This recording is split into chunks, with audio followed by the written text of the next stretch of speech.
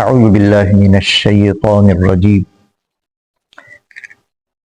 بسم اللہ الرحمن الرحیم یا قومنا اجیبوا داعی اللہ،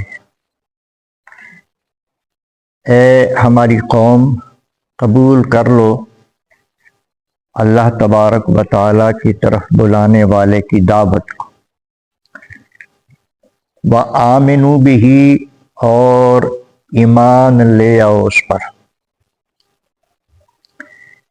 ان آیات میں جنات کا ذکر ہو رہا ہے۔ یہ سورہ احقاف کی آیت نمبر 31 اور 32 بھی ساتھ شامل ہوگی۔ پہلی آیتوں میں جنات کا نبی کریم علیہ الصلاۃ والسلام کی بارگاہ میں حاضر ہونا، قرآن مجید کو غور سے سننا اور اسلام قبول کرنے کا ذکر۔ اس آیہ کریمہ میں یہ ذکر ہو رہا ہے کہ وہ جنات پھر اسلام کے مبلغ بن گئے۔ نبی کریم علیہ الصلاۃ والسلام نے ان کو تعلیم دے دی، قرآن مجید سنایا، ان کو تعلیم دے دی، اور پھر آگے یہ دعوت و تبلیغ کا کام کرنے اور اللہ رسول کے پیغامات پہنچانے کا طریقہ بھی آپ نے ارشاد فرما دیا۔ تو اس خوبصورت طریقے کے ساتھ یہ جنات آگے اپنی قوم کو تبلیغ کر رہے ہیں۔ یا قومنا اجیبوا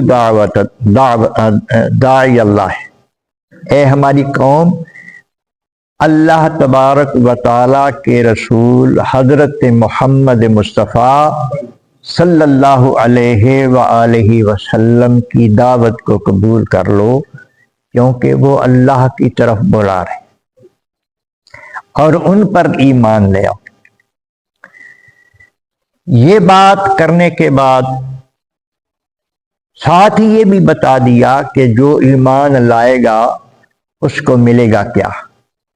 یغفر لکم من ذنوبکم، جب تم ایمان لے آؤ گے تو اللہ تبارک و تعالیٰ تمہارے سارے گناہ معاف کر دے گا، اور یہ اللہ تبارک و تعالیٰ کی طرف سے بہت بڑی نعمت ہے کہ کسی کو اللہ تبارک و تعالیٰ معاف کر دے۔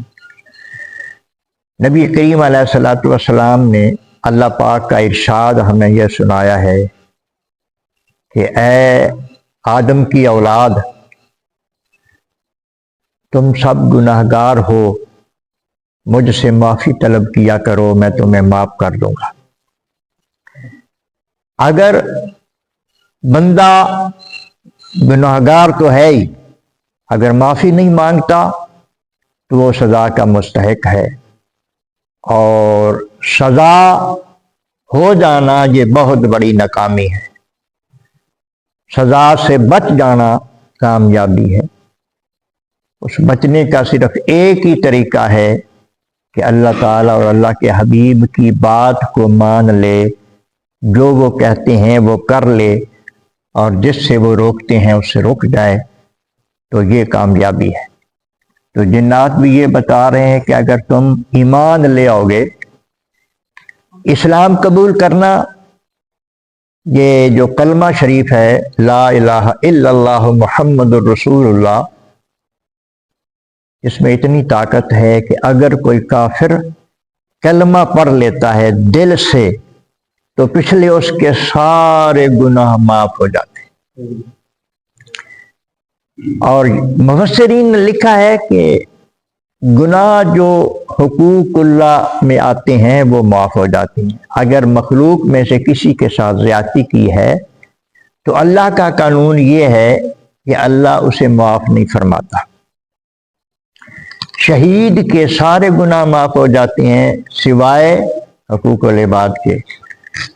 یہ بات نہیں ہے کہ اللہ حقوق العباد معاف کر نہیں سکتا، یہ بات نہیں ہے، وہ کر سکتا ہے، اس کے پاس پورا اختیار ہے، لیکن اس کا قانون یہ ہے کہ وہ جو عباد کے حق ہیں، بندوں کے جو حق ہیں، وہ جس نے معافی لینی ہے وہ ڈائریکٹ ان سے رابطہ کرے۔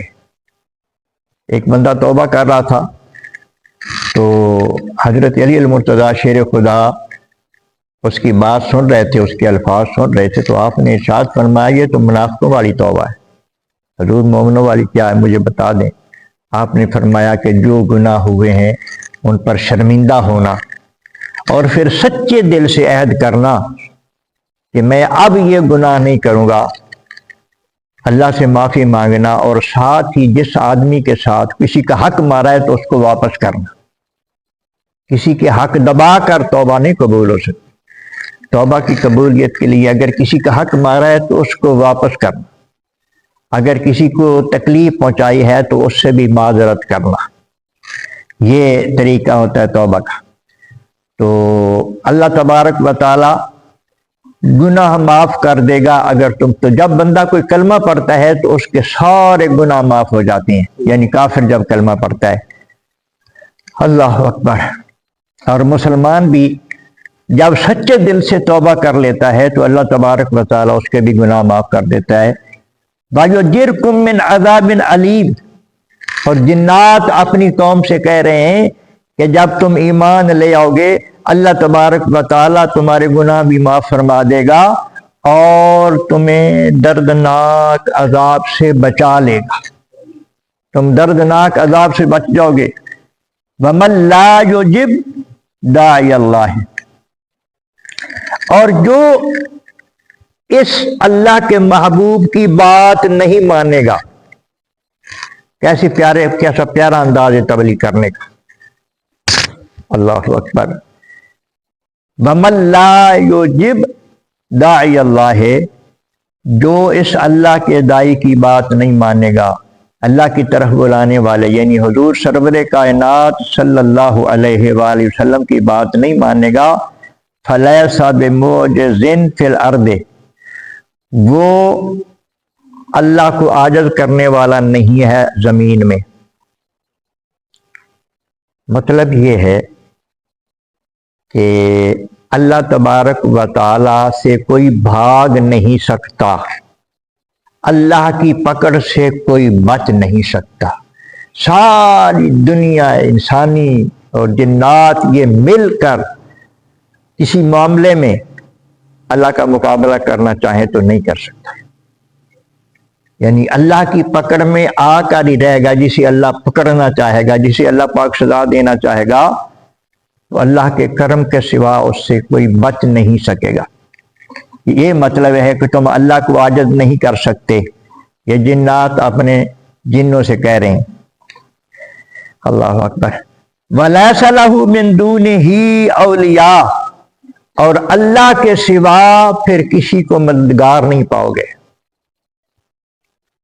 پھر اللہ کے سوا دیکھو، انما ولیکم اللہ ورسولہ والذین آمنوا، اللہ بھی تمہارا مددگار ہے اور اللہ کا رسول بھی تمہارا مددگار ہے اور ایمان والے بھی تمہارے مددگار ہیں، یہ قرآن مجید میں ہے۔ لیکن کب؟ جب اللہ کی بارگاہ میں جھک جاؤ گے تو پھر اللہ کا رسول بھی تمہارے لیے سفارش کریں گے اور ایمان والے بھی تمہیں فائدہ پہنچائیں گے۔ لیکن جب تم اللہ کے بازی ہو گئے، اللہ کے سامنے تم اکڑ گئے، اللہ کے نافرمان ٹھہرے، تو پھر اس کی اجازت کے سوا کوئی تمہاری مدد نہیں کر سکتا۔ اس کا مطلب یہ ہے، اللہ اکبر، اس کے سوا کوئی مددگار نہیں۔ اولئک فی ضلال مبین، اور جو منکر لوگ ہیں وہ کھلی گمراہی میں، جو اللہ اور اللہ کے رسول کی بات نہیں مانتے وہ کھلی گمراہی میں۔ دو ہی طریقے ہیں جو جنات اپنی دعوت و تبلیغ میں بتا رہے ہیں، وہ ہر ایک کے لیے وہ دو ہی طریقے۔ اللہ تبارک و تعالیٰ کی بات مان جاؤ، سچے دل سے توبہ کر لو، اللہ کے فرما بردار بن جاؤ۔ فرما بردار کی کہ جن جن چیزوں کا اللہ نے حکم دیا ہے وہ کرو۔ جو بندہ نماز بھی نہیں پڑھتا، روزہ بھی نہیں رکھتا، زکوٰۃ بھی نہیں دیتا، یہ کام نہیں کرتا، وہ کافروں کی طرح زندگی گزار رہا ہے۔ دعوت وہی کرتے ہیں، میں مسلمان ہوں، میں نے کلمہ پڑھا ہوا ہے، دعوت وہ بھی کرتا ہے، لیکن یہ اسلام کوئی نہیں. اللہ کے حکم جب نہیں مانتا، مسلمان کا مطلب ہے اللہ کی بارگاہ میں جھکنے والا، مسلم جھکنے والا، اسلام گردن نہادن، اللہ کے حکم کے سامنے جھک جانا، مان لینا، عمل پیرا ہو جانا، یہ ہے اسلام. ہے وہ مانتا ہی نہیں، مسلمان کس بات کا ہے؟ یہ کوئی مسلمان ہی نہیں ہے. تو دو ہی طریقے ہیں. اگر اللہ تبارک و تعالیٰ کی بات مان جائے گا، سچے دل سے عامل ہو جائے گا، اس کی مغفرت بھی ہوگی، جب ہو جائے گی، وہ جنتی بھی ہو جائے گا، کامیابی ہو جائے گا، سب کچھ. اور اگر نہیں اللہ کی بات مانی تو یہ جن مبلغ بھی بتا رہے ہیں کہ پھر وہ تباہ ہو جائیں گے، ان کا کوئی مددگار نہیں ہوگا، وہ گمراہ ہوں گے اور دوزخ میں جائیں گے. اللہ تبارک و تعالیٰ اللہ کے احکامات سمجھنے کی اور ان پر عمل پیرا ہونے کی توفیق عطا فرمائے.